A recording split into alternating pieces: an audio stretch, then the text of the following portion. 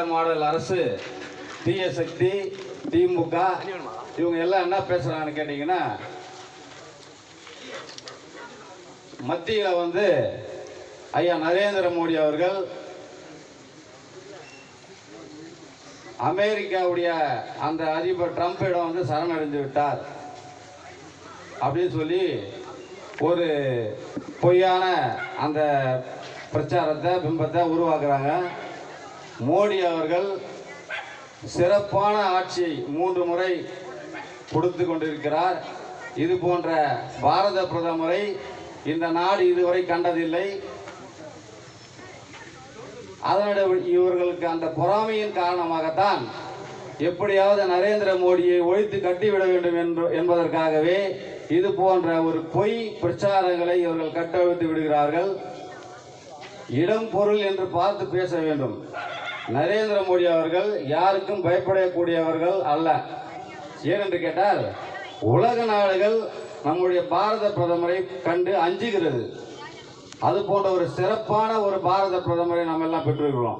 அதெல்லாம் நம்ம பெருமைப்படணும். இவங்க பொறாமையின் காரணமாக அவரை குறை சொல்லிக் கொண்டு அரசியல் செய்து பிழைப்பு நடத்தி கொண்டிருக்கிறார்கள்.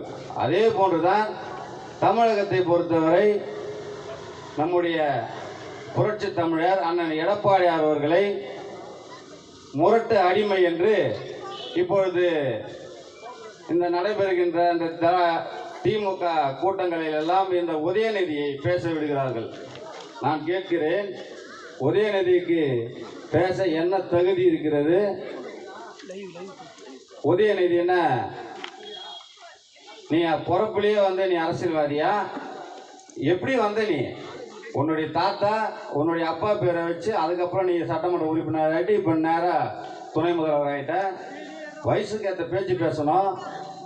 எதிர்கட்சி தலைவராக இருக்கிற ஒரு எங்கள் பொதுச் செயலாளரை நீ கண்டமேனிக்கு பேசுகிற. நான் சொல்கிறேன், இப்போ நீ கேட்டுக்கோ. எங்கள் எடப்பாடியார் முரட்டு அடிமை கிடையாது, முரட்டு காலை.